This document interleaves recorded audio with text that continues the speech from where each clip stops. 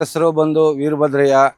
ಈ ಥರ ಈ ವಕೀಲರು ಎನ್ ನಾರಾಯಣಪ್ಪ ಅವ್ರಿಗೆ ಒಂದು ಕೇಸ್ ಕೊಟ್ಟಿದ್ದೆ. ಆ ಕೇಸಲ್ಲಿ ಕೋರ್ಟಲ್ಲಿ ನನ್ನ ಕಡೆ 5 ಲಕ್ಷ ಆಗಿತ್ತು. ಇಲ್ಲಿಂದ ಪಾರ್ಟಿ ಬಂದು ಅಪೀಲು ಹೋಗಿ KGF ಅಲ್ಲಿ KGF ನನಗೆ 5 ಲಕ್ಷ ಆರ್ಡರ್ ಆಗಿದೆ. ತಿರ್ಗಾ ಮತ್ತೆ ಬಂದು ಇಲ್ಲಿ ಕೋರ್ಟಲ್ಲಿ ಕೇಸ್ ಹಾಕಿದ್ದಾಗ ನಾರಾಯಣಪ್ಪ ಅವರು ಡೆಪಾಸಿಟ್ ದುಡ್ಡು 1 ಲಕ್ಷ ಕೊಡಿಸಿದ್ದಾರೆ ಗೌರ್ಮೆಂಟಿಂದ. ಕೋರ್ಟ್ ಕಡೆಯಿಂದ 1 ಲಕ್ಷ ಬಂದಿದೆ.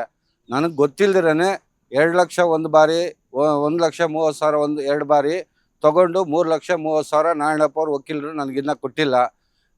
ಫೆಬ್ರವರಿ 24ನೇ ತಾರೀಕು ಮೂರ್ತಿಯವ್ರನ್ನ ಅರೆಸ್ಟ್ ಮಾಡ್ಕೊಂಬಂದಾಗ ಪೊಲೀಸ್ನವರು ಜಡ್ಜು ಮೇಡಮ್ ಅವ್ರು ಹೇಳೋವರೆಗೂ ಅವ್ರ ಕಡೆ 3,30,000 ಸೇರಿರೋದು ನನ್ನ ಗಮನಕ್ಕೆ ಬಂದಿಲ್ಲ.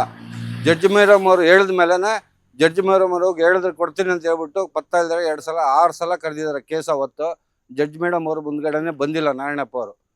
ಹಂಗಾಗಿ ತಿರ್ಗಾ ಒಂದು 10-15 ಸಲ ಅವರು ಆಫೀಸ್ಗೆ ತಿರುಗಾಡಿದ್ದೀನಿ. ಇದುವರೆಗೂ 1 ರೂಪಾಯಿ ನ್ಯಾಯ ಪೈಸಾ ಬಂದಿಲ್ಲ ನನಗೆ. ನಿಮ್ಮಿಂದ ಇದು ಅನುಕೂಲ ಆಗಬೇಕಂತೇಳಿ ಎಲ್ಲರಿಗೂ ಒಂದು ಕಳಕಳಿಯಿಂದ ಕೋರ್ತಾ ಇದ್ದೀನಿ. ಇವತ್ತು ಕೇಸ್ ಫೈಲ್ ಮಾಡಿದ್ದೀನಿ. 27ನೇ ತಾರೀಕು ಜಡ್ಜ್ ಸಾಹೇಬರು ಆರ್ಡರ್ ಮಾಡೋಣ ಅಂತೇಳಿ ಟೈಮ್ ಕೊಟ್ಟಿದ್ದಾರೆ. ಬಡವ ಎಷ್ಟು ಬಾರಿ ಕೇಳಿದ್ರೆ ಕೂಡ 3,30,000 ನನಗೆ ಬರಬೇಕು. ನನಗಿನ್ನೂ 1 ರೂಪಾಯಿ ನ್ಯಾಯ ಪೈಸಾ ಬಂದಿಲ್ಲ. 3,30,000 ಚೆನ್ನಾಗಿ ಅನ್ಯಾಯ ಮಾಡ್ತಾಯಿದೆ. ಇನ್ನು ವಕೀಲರು ಹಿಂಗೆ ಮಾಡೋವಾಗ ನಾನು ಯಾವ ದಾರಿ ಹಿಡ್ಕೊಂಡು ಹೋಗ್ಬೇಕು?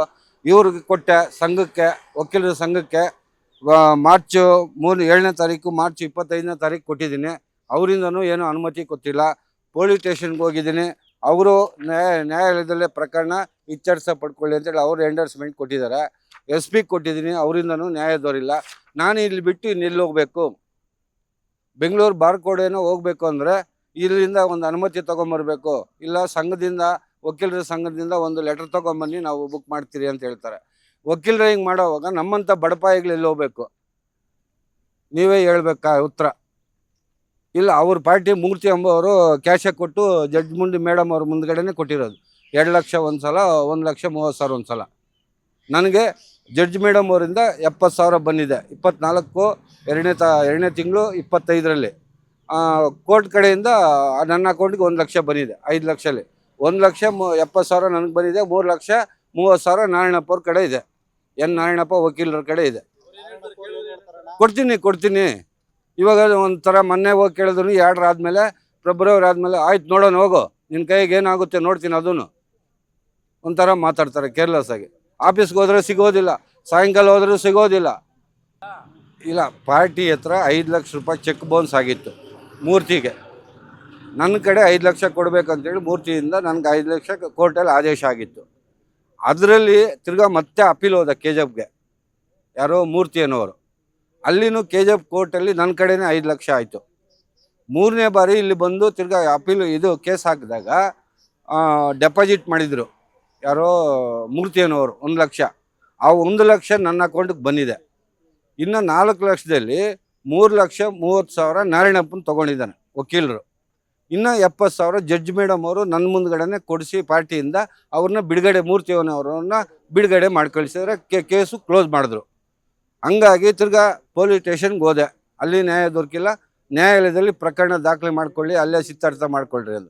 ಅದಕ್ಕೋಸ್ಕರ ತಿರ್ಗಾ ಮತ್ತೆ ನ್ಯಾಯಾಲಯಕ್ಕೆ ಬಂದು ಇವತ್ತು ಪ್ರಕರಣ ದಾಖಲೆ ಆಗಿದೆ. 27ನೇ ತಾರೀಕು ಜಡ್ಜ್ ಸಾಹೇಬರು ಏನೋ ಒಂದು ತೀರ್ಮಾನ ಮಾಡೋಣ, ಆರ್ಡರ್ ಕೊಡ್ತೀನಿ ಅಂತ ಹೇಳಿದ್ದಾರೆ. ಅದು ಬಂದ ಮೇಲೆ ಕಾನೂನು ಪ್ರಕಾರ ಏನಿದೋ ಬಾರ್ಕೋಡ್ಗೆ ಹೋಗ್ಬೇಕಾ, ಹೈಕೋರ್ಟ್ಗೆ ಹೋಗ್ಬೇಕಾ, ಮುಂದೆ ಹೋಗ್ತೀನಿ ಸರ್. ಇದು 24 2ನೇ ತಿಂಗಳಲ್ಲಿ ಆಮೇಲೆ ಮಾಡಿದ್ದು.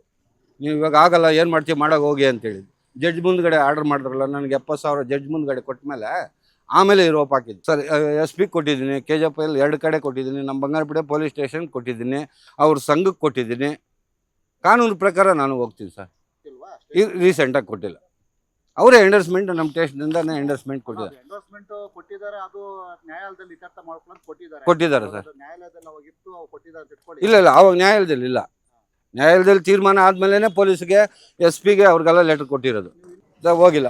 ಒಂದು ಬಾರಿ ಹೋಗಿದೆ. 3 ಕಡೆನೂ KGF 2 ಕಡೆ, ಬಂಗಾರಪೇಟೆ 1 ಕಡೆ ಕೊಟ್ಟಿದ್ದೀನಿ. ಅವರು ಪೊಲೀಸ್ ಬಂಗಾರಪೇಟೆ ಕಡೆಯಿಂದ ನನಗೆ ಎಂಡರ್ಸ್ಮೆಂಟ್ ಕೊಟ್ಟಿದ್ದಾರೆ. ನ್ಯಾಯಾಲಯದಲ್ಲಿ ಇತ್ಯರ್ಥ ಮಾಡ್ಕೊಳ್ಳಿ ಅಂತ ಹೇಳ್ಬಿಟ್ಟು ಮುಂದೆ ಕಾನೂನು ಏನಿದೆ ಅದ್ರ ಮೇಲೆ ಹೋಗ್ತೀನಿ ಸರ್.